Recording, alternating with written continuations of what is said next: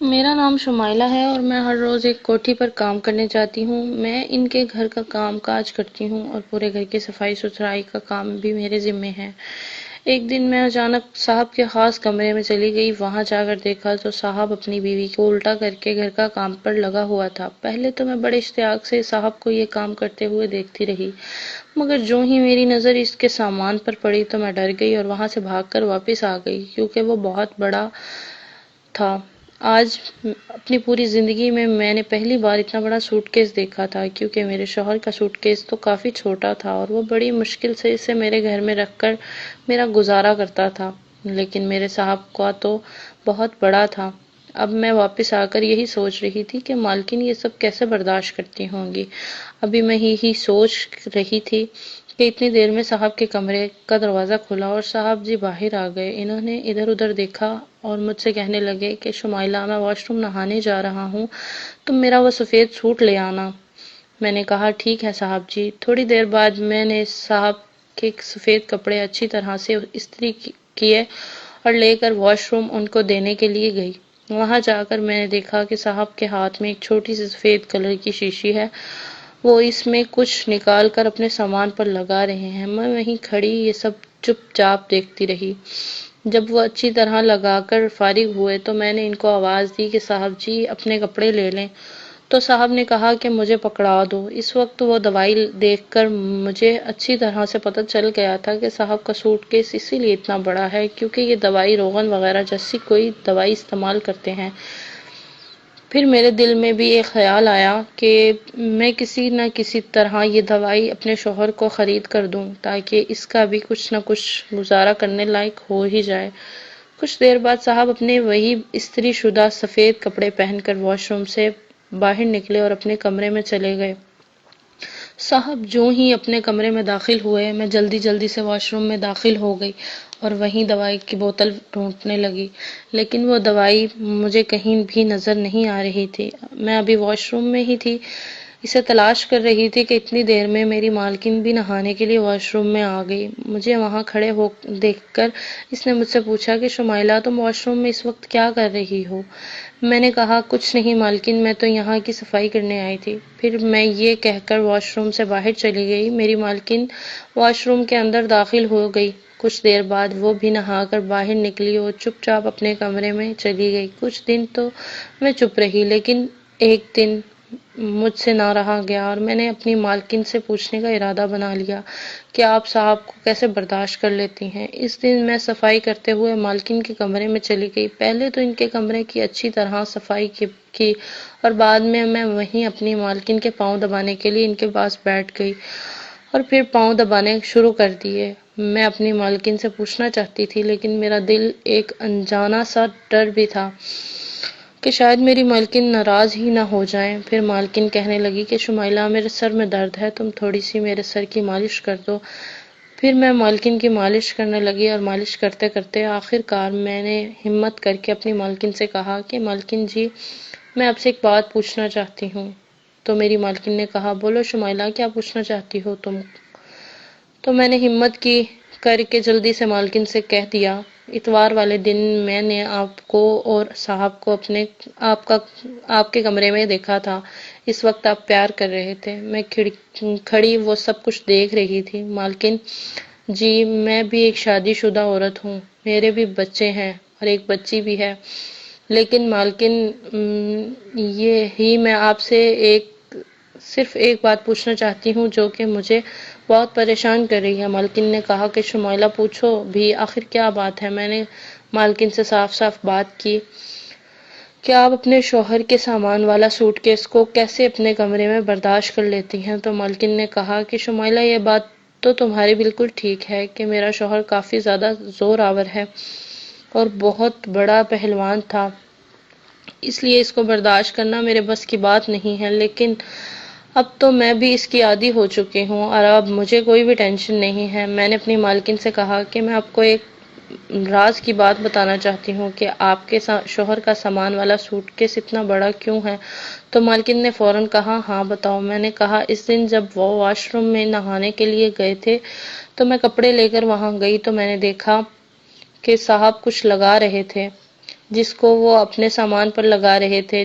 مجھے لگتا ہے کہ یہ سارا کمال اسی دوائی کا ہے۔ میری بات سن کر مالکن نے کہا کہ بات تو تمہاری ٹھیک ہے، کیونکہ ہو سکتا ہے کہ وہ کوئی چیز استعمال کرتے ہوں، لیکن خیر اب مجھے کوئی فرق نہیں پڑتا، بلکہ اب تو میں اس کی عادی ہو گئی ہوں۔ اب اگر مجھے اتنا سامان نہیں ملے گا تو میرا شوق پورا کیسے ہوگا؟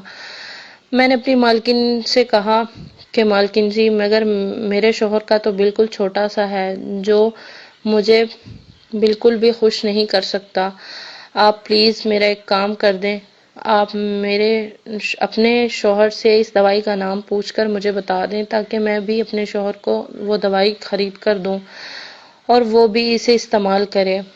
شاید ہو سکتا ہے کہ میرے شوہر کو بھی کوئی فرق پڑ جائے۔ میری مالکن نے کہا ٹھیک ہے، میں تم کو اس دوائی کے بارے میں پوچھ کر بتاؤں گی۔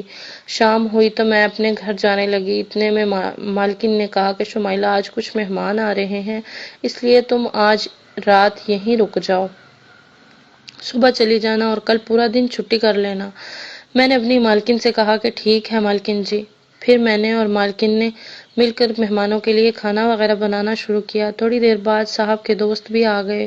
پھر رات کا کھانا کھا کر ان کے دوست چلے گئے، مگر جب صاحب کے دوست گئے تو اس وقت تقریباً رات کے 12 بجنے والے تھے۔ مہمانوں کو روانہ کرنے کے بعد صاحب اپنے کمرے میں چلے گئے اور میں بھی باہر چارپائی پر لیٹ گئی، لیکن آج تو مجھے نیند نہیں آ رہی تھی، کیونکہ میرا اپنا گھر ہے اور اس گھر میں میرے 2 بچے ہیں۔ صبح سے اب تک میں نے اپنے بیٹے کو اور بیٹی کو دیکھا نہیں تھا، اس لیے میں بہت ہی بے چین ہو رہی تھی۔ پھر اچانک میرے دل میں وہی خیال آیا کہ آج بھی صاحب کو دیکھوں کہ وہ کیا کر رہے ہیں۔ میں نے جب صاحب کو کمرے کی کھڑکی کا پردہ تھوڑا سا ہٹایا تو دیکھا کہ صاحب اور مالکن دونوں اپنے گھر کے کام میں لگے تھے، اور مالکن تو صاحب کے اس کام سے بہت خوش ہو رہی تھی، اور مالکن کو دیکھ کر میرے دل میں بھی شوق پیدا ہو گیا تھا کہ میں بھی اپنے شوہر کو ایسا ہی بناؤں گی۔ پھر میں وہیں کھڑی ان دونوں میاں بیوی کو دیکھتی رہی۔ 1 گھنٹے سے زیادہ دیر بعد وہ ضروری کام سے فارغ ہوئے اور میں بھی آ کر سو گئی۔ پھر صبح میں نے ناشتے بنایا اور صاحب نے ناشتہ کیا اور اپنے دفتر چلے گئے۔ میں اپنی مالکن کے کمرے میں گئی اور ان سے پوچھا کہ آج رات پھر میں باہر کھڑی آپ دونوں کو دیکھ رہی تھی، کیا مالکن جی آپ نے میرا کام کیا؟ وہ دوائی آپ نے لی ہے یا نہیں؟ تو مالکن نے کہا کہ شمائلہ، پریشان ہونے کی ضرورت نہیں ہے، وہ دوائی میں نے رات کو جیب سے نکال لی تھی کہ صبح تمہیں دے سکوں۔ یہ لو وہ دوائی۔ میں دوائی کی شیشی ہاتھ میں پکڑ کر بہت خوش تھی۔ پھر میں بھاگ کر اپنے گھر گئی اور اپنے میاں کو جا کر ساری حقیقت سنائی۔ یہ سن کر میرا میاں بھی بہت خوش ہوا اور اسی خوشی میں وہ فوراً واش روم چلا گیا اور اس دوائی کو استعمال کرنا شروع کر دیا۔ وہ دوائی ساری بوتل ختم ہو گئی، لیکن میرے شوہر کو تو ذرا برابر بھی فرق نہیں پڑا۔ پھر میں نے اپنی مالکن سے کہا کہ میرے شوہر نے تو وہ پوری دوائی کی بوتل بھی ختم کر دی ہے، لیکن اسے تو رتی بھر بھی فرق نہیں پڑا، جبکہ آپ کے شوہر کا سامان تو بہت بڑا ہے۔ ہم دونوں باتوں میں مصروف تھے اور ہمیں بھی نہیں پتا چلا کہ صاحب کب دفتر سے واپس آ گئے تھے اور ہمارے پیچھے کھڑے ہو کر ہماری باتیں سن رہے تھے۔